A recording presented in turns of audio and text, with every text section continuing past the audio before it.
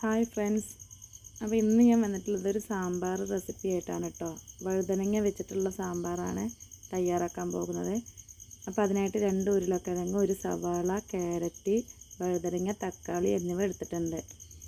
അതെല്ലാം കഴുകി വൃത്തിയാക്കിയതിന് ശേഷം ക്യാരറ്റ്, ഉരുളക്കിഴങ്ങ്, തക്കാളി, സവാള എല്ലാം കട്ട് ചെയ്ത് വെച്ചിട്ടുണ്ട്. ക്യാരറ്റ് ഇതേപോലെ നീളത്തിലായിട്ട് അരിഞ്ഞെടുക്കാനായിട്ട് ശ്രദ്ധിക്കണം. പിന്നെ വഴുതനങ്ങ നമ്മൾ ഇതേപോലെ നീളത്തിൽ കട്ട് ചെയ്ത് വെച്ച് ഒരു 15 മിനിറ്റെങ്കിലും വെള്ളത്തിൽ ഇട്ട് വെച്ചിരിക്കണം. ഇതിനൊരു കറ ഉണ്ട്, അത് പോവാനായിട്ടാണ്. മെയിനായിട്ട് നമ്മൾ വഴുതനങ്ങ കൊണ്ടാണ് ഈ സാമ്പാർ വെക്കാനായിട്ട് പോകുന്നത്. ഇതേപോലെ വഴുതനങ്ങ കുറച്ച് കൂടുതലായിട്ട് എടുക്കാനായിട്ട് ശ്രദ്ധിക്കണം. ഇപ്പോൾ അതിൻ്റെ ആ കറയൊക്കെ കളഞ്ഞ് വൃത്തിയാക്കി കഴുകിയെടുത്തിട്ടുണ്ട്. പിന്നെ നമുക്കിതിലേക്ക് ആവശ്യമായിട്ടുള്ളത് തേങ്ങ അരമുറി ഫുള്ളായിട്ട് എടുക്കണം. സവാള ചെറിയ 2 കഷ്ണം മതിയാകും. പിന്നെ കറിവേപ്പിൻ്റെ ഇല. പൊടികളായിട്ട് ആവശ്യമായിട്ടുള്ളത് മല്ലിപ്പൊടി, മുളക് പൊടി 1.5 ടേബിൾ സ്പൂണോളം മല്ലിപ്പൊടിയും മുളക് പൊടിയും എടുത്തിട്ടുണ്ട്. പരിപ്പ് നമ്മൾ ആദ്യമേ വേവിച്ച് വെച്ചിട്ടുണ്ടായിരുന്നു.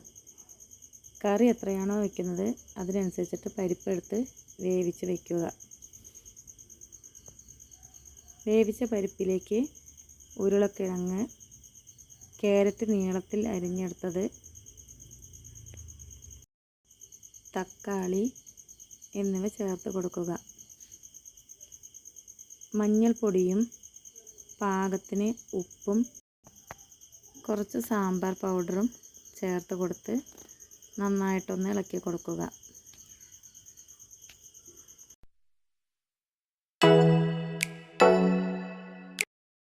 ശേഷം കുക്കറിൽ 2 വിസിൽ വരുന്നത് വരെ വേവിച്ചെടുക്കുക. ഇനി ഇതിലേക്ക് ആവശ്യമായിട്ടുള്ളത് പുളിയാണ്. പുളി നമ്മൾ വെള്ളത്തിലൊന്ന് കുതിർക്കാനായിട്ട് വെച്ചിട്ടുണ്ട്. എത്രയാണോ പുളി ആവശ്യമായിട്ടുള്ളത് അത്ര എടുക്കാനായിട്ട് ശ്രദ്ധിക്കുക. ശേഷം ഒരു പാൻ അടുപ്പത്ത് വെച്ച് അതിലേക്ക് വെളിച്ചെണ്ണ ചേർത്ത് കൊടുക്കാം.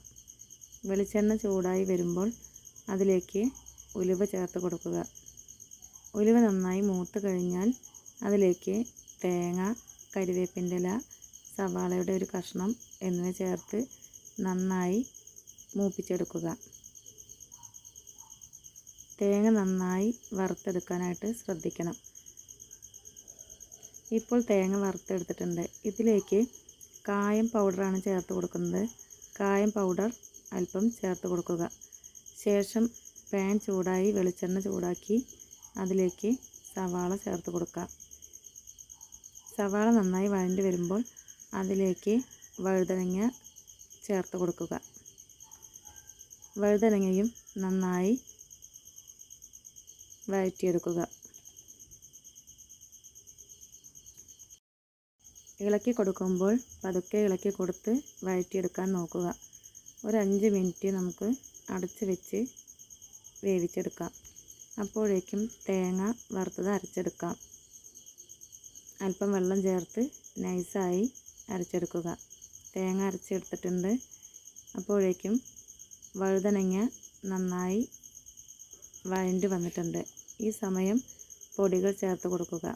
മല്ലിപ്പൊടിയും മുളക് പൊടിയും ഈ സമയത്ത് ചേർത്ത് കൊടുത്ത് പതുക്കെ ഇളക്കി കൊടുക്കുക. മല്ലിപ്പൊടിയും മുളക് പൊടിയും നന്നായിട്ടൊന്ന് മൂപ്പിച്ചെടുക്കുക. വഴുതനങ്ങ പ്രത്യേകം ശ്രദ്ധിക്കണം, പതുക്കെ വഴറ്റാനായിട്ട് ശ്രദ്ധിക്കണം. അപ്പോഴേക്കും ഉരുളക്കിഴങ്ങ്, ക്യാരറ്റ് എല്ലാം നന്നായി വെന്ത് കിട്ടിയിട്ടുണ്ട്. വഴറ്റി വെച്ച വഴുതനങ്ങയിലേക്ക് പുളിവെള്ളം ചേർത്ത് കൊടുക്കുക. ഒന്ന് നന്നായി ഇളക്കി കൊടുക്കുക.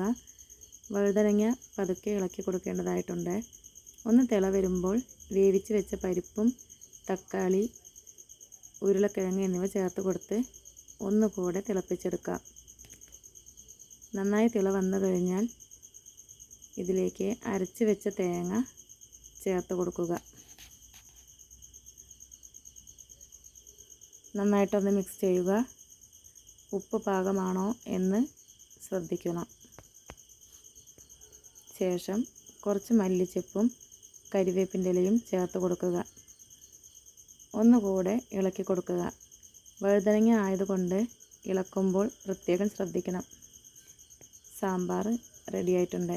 ഇനി ഇത് വറുത്തിടാം. അതിനായിട്ട് കുറച്ച് വെളിച്ചെണ്ണ ചൂടാക്കിയതിന് ശേഷം കടുക്, കരിവേപ്പിൻ്റെ ഇല, വറ്റൽമുളക് എന്നിവ ചേർത്ത് സാമ്പാർ വറുത്തിടാം. ഇപ്പോൾ സ്വാദിഷ്ടമായ വഴുതനങ്ങ സാമ്പാർ റെഡി ആയിട്ടുണ്ട്. വീഡിയോ നിങ്ങൾക്ക് ഇഷ്ടമായെങ്കിൽ ലൈക്ക് ചെയ്യാനും സബ്സ്ക്രൈബ് ചെയ്യാനും കമൻറ്റ് ചെയ്യാനും മറക്കരുത്. എല്ലാവരും ഒന്ന് ട്രൈ ചെയ്ത് നോക്കി അഭിപ്രായം കമൻ്റായി അറിയിക്കണേ. എല്ലാവരും ഒന്ന് ട്രൈ ചെയ്യുക.